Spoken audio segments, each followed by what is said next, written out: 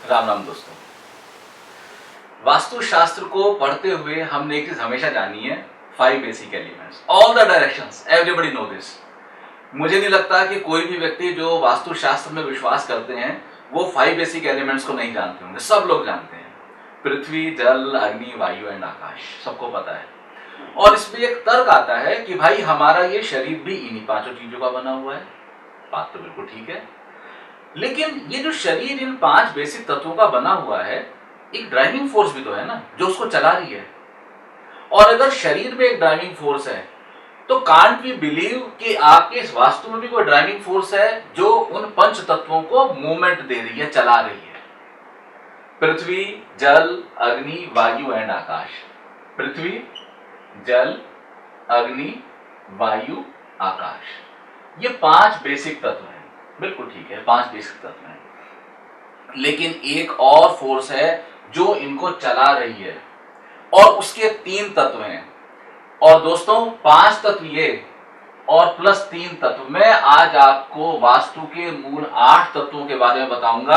और ये 8 तत्व वो तत्व हैं जिनके बारे में कभी आपको किसी ने नहीं बताया, आपने सुना भी नहीं होगा, आपको किसी ने चर्चा भी नहीं की होगी, आपने कहीं पढ़ा भी नहीं होगा।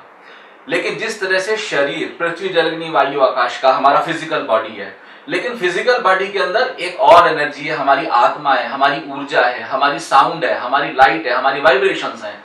ठीक इसी तरह से जो आपके भवन का केंद्र स्थान है, जिसको आप ब्रह्म स्थान कहते हैं, ठीक है, लेकिन ब्रह्म स्थान का जोन है ये,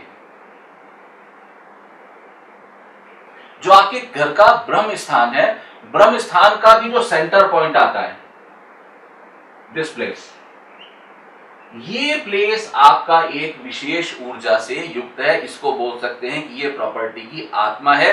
और यहां पर 3 तत्व विराजमान है। जैसे आपकी आत्मा में ऊर्जा है, सिमिलरली यहां भी ऊर्जा है। यहां किसकी ऊर्जा है? यहां ऊर्जा है ओम की, ओम नाद।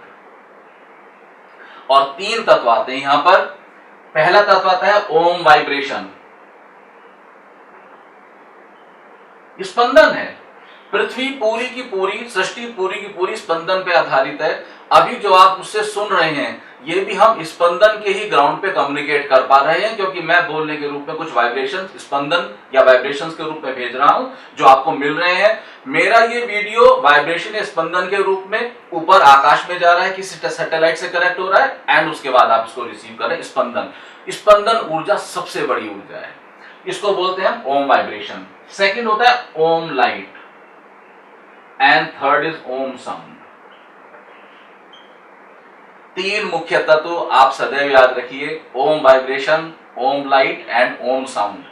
और इसके चारों तरफ ये अलग अलग तत्व आपको मिलेंगे। मूल रूप से आप करते क्या है वास्तु में कि ये जो ओम वाइब्रेशन, ओम लाइट, ओम साउंड है, इसकी जो वाइब्रेशंस चल रही हैं, इनका अलग अलग तत्वों से कैसे सामंजस्य बैठ जाए, कैसे बैलेंसिंग बैठ जाए, ये वास्तु शास्त्र का या वास्तुकला का मूल सिद्धांत है, मूल बेसिक कॉन्सेप्ट है। ये मुझे लगता है आपको किसी ने नहीं बताया होगा। इसलिए हम बोलते हैं कि जब भी आपका जो ब्रह्म स्थान है, जो सेंटर पॉइंट है, ये इंटैक्ट रहना चाहिए। अब देखिए होता क्या है कि आपने ब्रह्म स्थान से जैसी एक वॉल का कंस्ट्रक्शन कर दिया, आपने ब्रह्म स्थान पे एक वॉशरूम का कंस्ट्रक्शन कर दिया, आपने ब्रह्म स्थान पे किचन बना दी, तो क्या होगा कि जो ये vibrations of Om vibration, Om light and Om sound है, ये बाधित हो जाती है और ये आगे पूरी प्रॉपर्टी में वाइब्रेट नहीं हो पाती। ये कैसे होता है? जैसे एक तालाब होता है ना, पॉन्ड, और आप उसमें एक पेबल डाल दीजिए, तो पेबल जहां गिरेगा वो केंद्र बनेगा और वहां से फिर वाइब्रेशंस निकलनी शुरू हो जाएंगी और वो वाइब्रेशंस अंत तक जाएंगी। उन वाइब्रेशंस को इंटैक्ट करना ये वास्तुकला का काम है। ये मैंने आज आपको 8 तत्व बताए हैं। आज के बाद आप जब भी अपने वास्तु को रेफर करें तो इन 8 तत्वों के आधार पर रेफर करें। आप कुछ पूछना चाहते हैं इस बारे में, क्योंकि नया कॉन्सेप्ट है, बिल्कुल नई चीज है, आप कुछ पूछना चाहते हैं, कुछ जानना चाहते हैं, मैं बताने के लिए अवेलेबल हूं। आप कमेंट बॉक्स में जाके कृपया उसमें क्वेश्चन डाल दीजिए और आप देखेंगे कि इस आधार पे वास्तु का एक बड़ा नया सूत्र और नया कॉन्सेप्ट आपके पास आने वाला है। मेरे चैनल को लाइक कीजिए, सब्सक्राइब कीजिए, अपने दोस्तों को फॉरवर्ड कीजिए और बने रहिए मेरे साथ। धन्यवाद। राम राम। अच्छा सुनो, चैनल को सब्सक्राइब करो, उसके बाद घंटी बजा देना ताकि अगली वीडियो आपसे मिस ना हो पाए। Thank you.